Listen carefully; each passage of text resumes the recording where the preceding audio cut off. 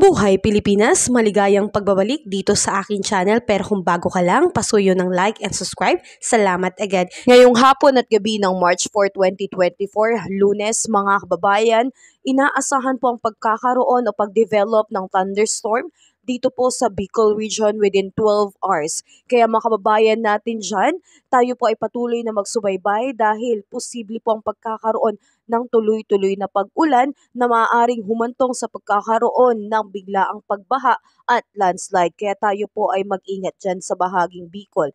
Asahan po natin mga kababayan na tanging easterlies po sa ngayon ang siyang nakakaapekto dito sa ating bansa. Ito po yung mainit na hangin mula sa Dagat Pasipiko. Wala po ngayon pansamantala ang hanging amihan. Kaya asahan po natin mga kababayan dito po sa Cagayan, Isabela, Aurora at Quezon ang pagkakaroon ng maulap na kalangitan na meron pong kalat-kalat na pag-ulan, kulog at kidlat. Yan po ay dulot ng easterlies. Dahil dyan mga kababayan, may tsansa po ng pagkakaroon ng flash flood and landslide dahil po magkakaroon ng thunderstorm.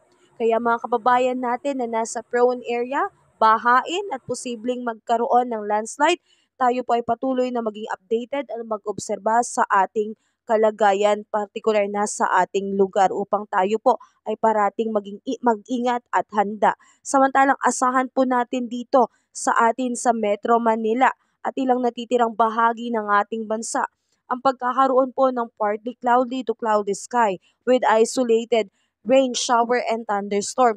Easterlies pa rin po ang nakakaapekto at kahit tayo nakatira dito sa Manila o sa bahaging Luzon, tsansa po ng pagkakaroon ng flash flood and landslide ay posibleng mangyari dahil magkakaroon po ng thunderstorm lalo na ngayong hapon at gabi sa ilang bahagi po ng ating bansa. Kaya patuloy po tayong mag-obserba at laging maging updated sa ating panahon. At dito naman po sa buong Visayas, Palawan kasama ang Calayan Island at Occidental Mindoro, makakaranas ng bahagyang maulap hanggang sa maulap na papawirin na may pulupulong pag-ulan, kulog at kidlat. Dulot po yan ng easterlies or localized thunderstorm.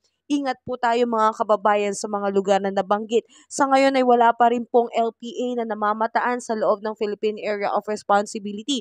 Ngunit kung may papasok man mga kababayan, ito ay tatawagin nating bagyong Aghon. Ang kauna-unahang magiging bagyo ngayong 2024. Kaya mga kababayan, patuloy pa rin po tayong maging updated. Ingat palagi, dalaga po tayo ng payong. Salamat at mabuhay.